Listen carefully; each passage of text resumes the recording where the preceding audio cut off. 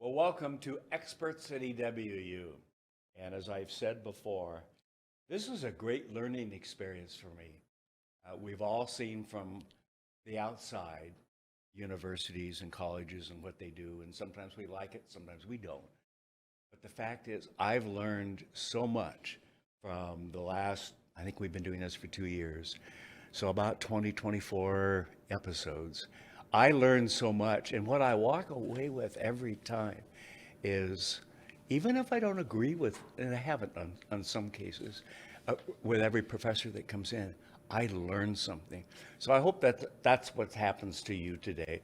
And I'm pleased to introduce Margo Hill, who it says right here, because I'm going to read it, prominent faculty member, associate professor, who has recently published a paper dealing around the trafficking and disappearances of Native American women, and the whole drug issue out there.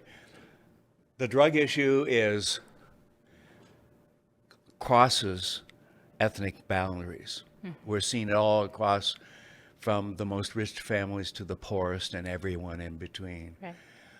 But the disappearing of indigenous women, especially, I've noticed more stories in the news and everything else. Let's just spend a couple minutes on that.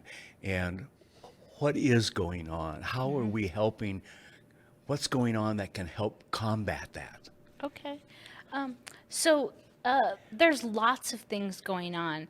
I'm pleased to share that we are finally getting attention. And it helps to have the Secretary of Interior, Deborah Holland, an indigenous Laguna Pueblo tribal member. We've often tribal people go unnoticed. We're sometimes invisible. And even here in the city of Spokane, if I were to introduce myself, I would say, Heo putisin sihu putisin kweli putisiliklacht fluis quest Margo Hill skahet Spokane. Welcome to the lands of the Spokane tribe. These are our homelands. Yes. But yet you don't really see Native people, Spokane tribal people very often, right? No. And that actually, Deborah Holland had a bill called Invisible No More.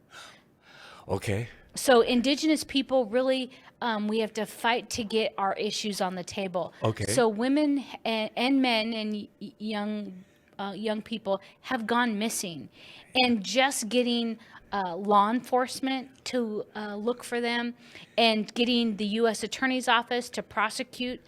So we have this very complicated jurisdictional situation in Yes. Indian country, right? Yes. We have layers of federal Indian law, Bureaucracy. bureaucracy, state law. So if there's a major crime like murder, rape, arson, All over everywhere. yeah, but particularly on the Indian reservations, Yes. Because we have something called checker pattern, our land tenure, it's owned by natives or non-natives. They call it checkerboard. And so, our law enforcement have a hard time even knowing who has jurisdiction. Yeah, the other problem is that we don't have criminal jurisdiction over non-Indians. So if yourself or non-natives up on the reservation raising hell, our cops, our tribal police have a hard time dealing with those individuals. Oh, wow. I didn't realize that at all. Right. I mean, you've told me a couple of things in that that I didn't know. Yeah. And that's why we're doing this today. Yeah. Okay. How can we make it easier for, I get the jurisdictional thing, because even when you don't include Indians, indigenous people, there's often the border issues and everything else. But you add something in that, when are you on tribal lands and when are you not? Right. And those kinds of things that the average person doesn't know. Yeah. So there's a United States Supreme Court case called Oliphant. And in that case, they divested tribes from criminal jurisdiction over non-Indians. So when we have folks that are maybe selling drugs Yes. or committing domestic violence acts, it's hard to have jurisdiction over those folks. So our tribal police have to call the local sheriff and bring them in to deal with that individual. That seems like an awkward way to deal with it. Right. And it's really, really challenging. You know, our tribe the Spokane tribe worked really hard. You know, we were talking about an issue, and my partner and I, we talked to our chairwoman, and so he drafted a letter. And because what happened was the Washington State Patrol had funding for a tribal liaison in Western Washington and Eastern Washington. Oh, okay. So they hired a liaison to help with missing and murdered Indigenous women. Oh, good. Unfortunately, because of COVID, they cut the funding, right? Yeah. And so my partner drafted a letter. I sent it off to Tribal Council. The Spokane Tribal Council said, hey, let's get the other tribes involved with this. Yes. So they sent a letter to the Colville tribe, to the Kalispel tribe. We just happened to be having affiliated tribes and Northwest Indians meeting here in Spokane that week. We put forward a resolution to the floor. Patsy Whitefoot from the Yakima Nation brought forward the resolution, and we asked the tribes to support the funding for this Eastern Washington Washington State Patrol tribal liaison position. And bam! So that was a Thursday. By Monday morning, the director of the Washington State Patrol was walking into the tribal liaison's office and said, love it. Who's that person we vetted? Let's get them hired in Eastern Washington. I love it. I love it. I love it. When people get together and work together, that really does help. Yeah. Yeah. What kinds of things can we do as, in my case, a white American, okay, but all the other ethnic groups and so forth, to help with the missing Indigenous people? Is there anything we can do? So if you're concerned, you can call your state legislature and tell them to support bills. You know, we just got VAWA, Violence Against Women bill, reauthorized. Okay. So it didn't pass by one vote years ago, and there was some questions about the jurisdiction. So VAWA enhances the jurisdiction. Okay. So if tribes, demonstrate their ability to have tribal courts with law-trained judges, law-trained attorneys, then they can have enhanced jurisdiction over non-Indians. And, even my students, as a professor at Eastern Washington University, I teach classes on federal Indian law. And they said, wait a minute, Professor Hill, when I go into Idaho, I'm subject to the laws in Idaho. Why wouldn't I be subject to the jurisdiction when I go onto the Indian reservation? Yes. I know I'm going there. I'm submitting myself to the jurisdiction. And that's part of the issue. So also the law tells it's sort of the question, why do we make it so complicated? Right. And I always say this, Kent, when I talk, I said, hey, listen, we didn't ask to have our lands taken away. We didn't ask to be put 48 miles northwest of Spokane up on a mountain.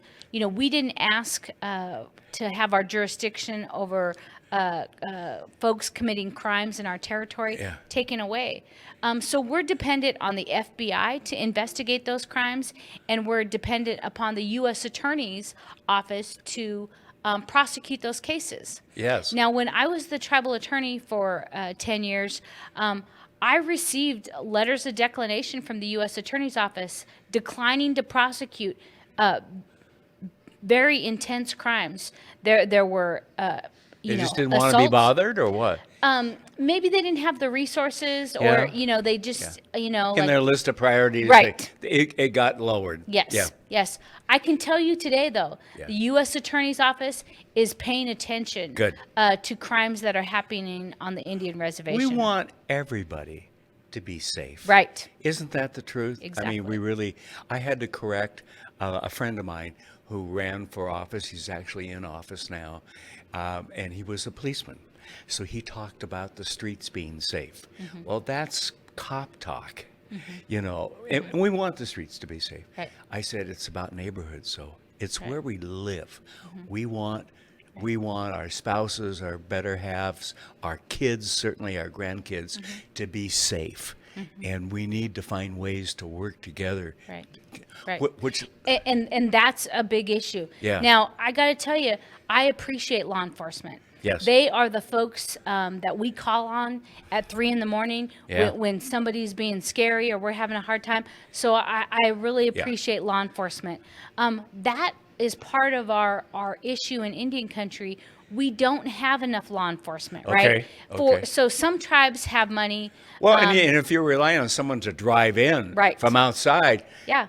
you know, From Welpinit, where I grew up on the Spokane Indian Reservation, the county seat is an hour away. And if we're expecting our sheriff, the local county sheriff to drive down, we could be on the other end of the county. right. Yeah. Right.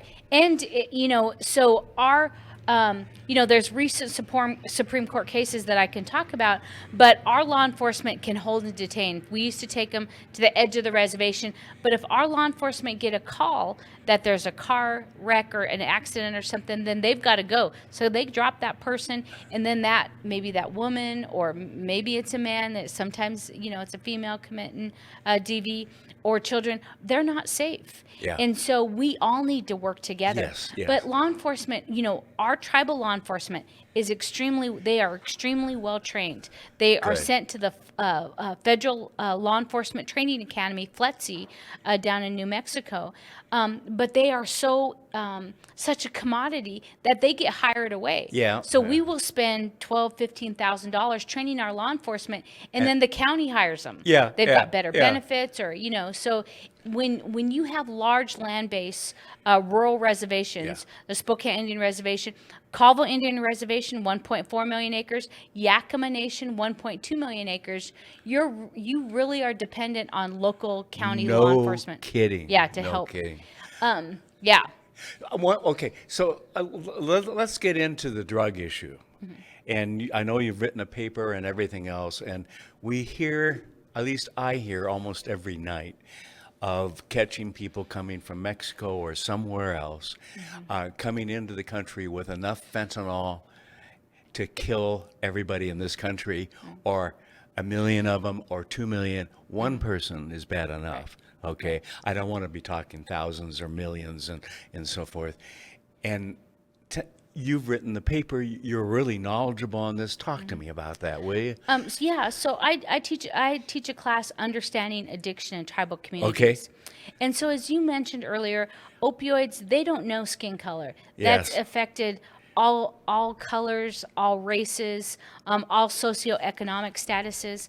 Opioids, there's been 3 waves, particularly the first wave, the pharmaceutical companies, they were, pumping it out. Yes. They were selling a bill of goods to our medical profession saying you have a right to be pain-free. Yes. So opioids and the time-release capsules, OxyContin, first were just for cancer patients or folks that were end of life. I remember taking something when I had a nodule on my lung. It was non-cancerous Right. and all that. And they gave me, I think, if I remember right, like 1 or 2 pills, and that's it. Oh, yeah. So And- early on, yeah. And I didn't want any more than that. I'll live with a little bit of pain and discomfort. Yeah. Okay? Because we had all read and seen. Yep. Yeah. So early on in the 90s and early 2000s, Yes. The medical providers and pharmaceutical companies were advertising that you had a right to be pain-free. Yes, And yes. that's how it first got into our tribal communities. For example, my dad, who had a heart attack, they sent us home with 30, 40 pills. Oh, wow.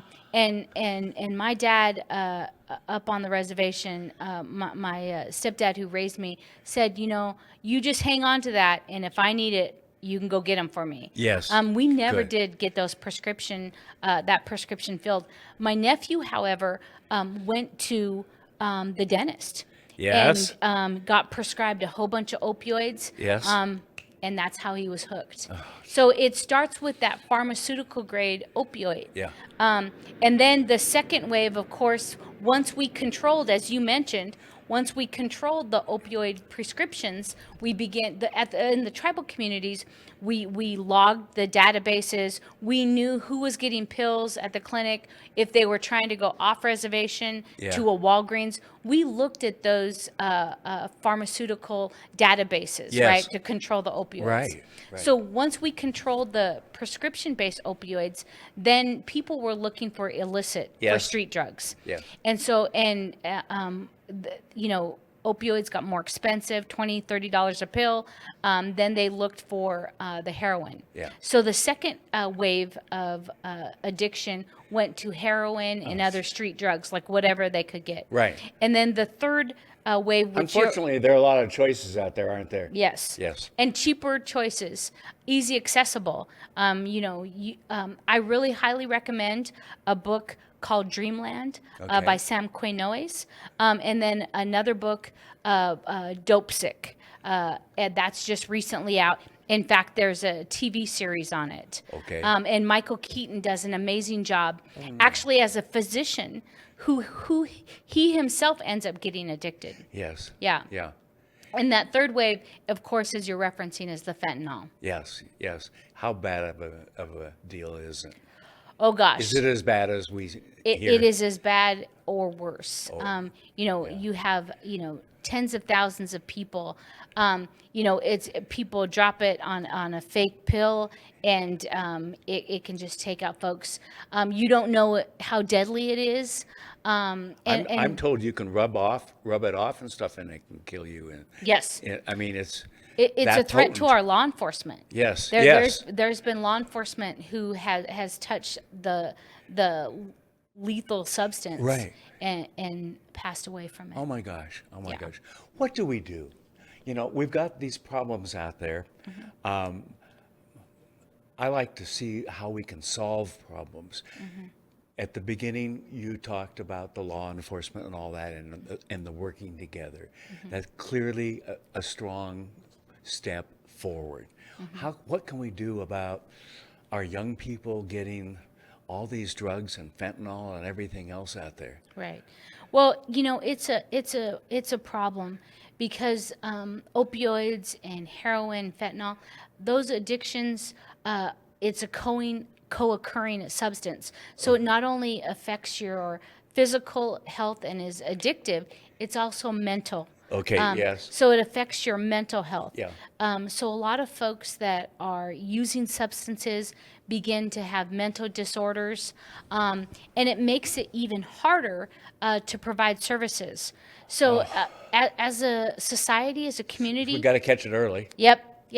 So, in our tribal communities, we have a lot of prevention programs. Okay. So we try to have good, healthy, clean activities Yes. for our youth. Yes. Just the last couple weeks, we've had canoe journeys. Oh, fun. Yeah. So my kids paddle in the canoe journeys, and in fact, this last weekend I paddled with river keepers 18 miles along the Spokane River. Oh, boy. Yeah. That sounds like about 17 miles too long for me.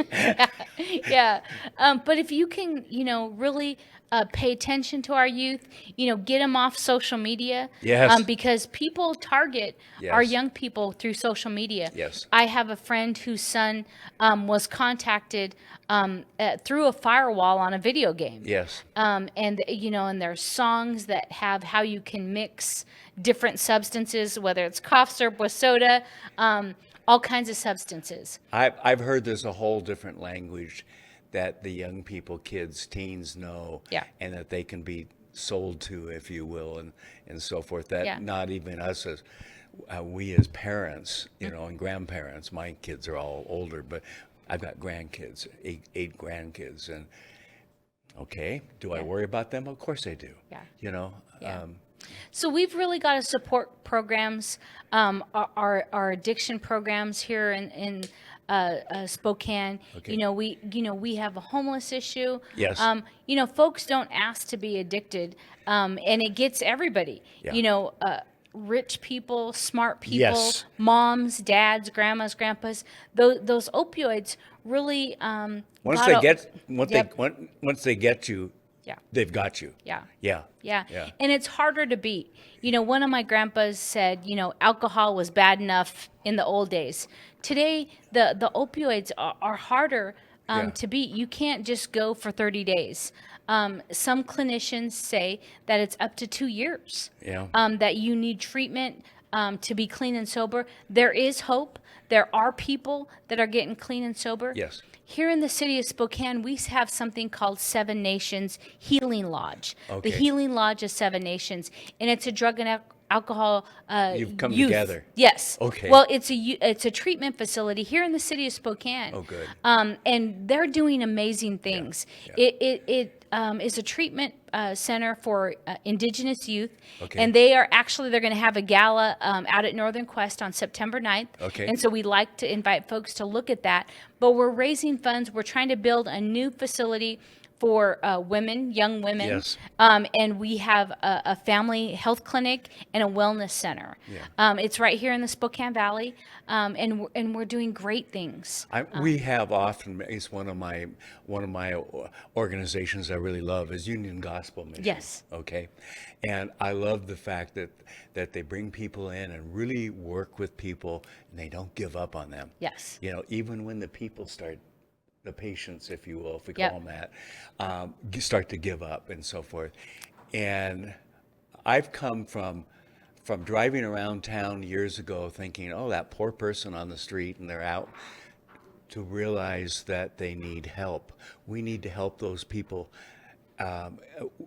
get the right kind of treatment, not just feed them at night, Right. you know, and give them a warm bed. That's important, but that doesn't solve their future life, Right. because they don't really have much of a future life, Right. you know, and Yeah. so we need to work together on all that. Yes, I truly believe in the human spirit. You know, with these new drugs like opioids, they do hijack your brain. Yes. And you feel like you're powerless.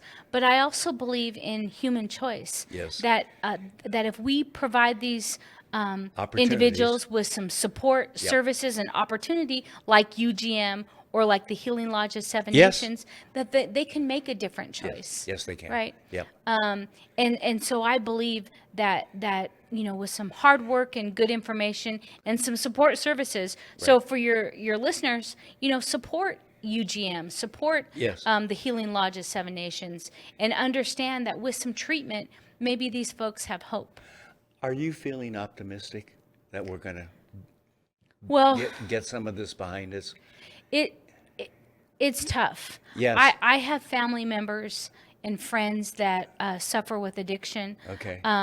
And it's really hard for That's gotta families. hurt, doesn't yeah. it? No, Yeah. it's hard for families. Yes. You know, because we've seen them go to extreme measures to get their drug. Yes. End up on the street sometimes.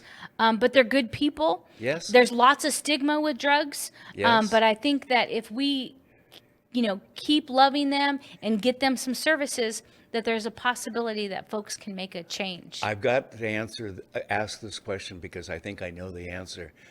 Do you enjoy your job?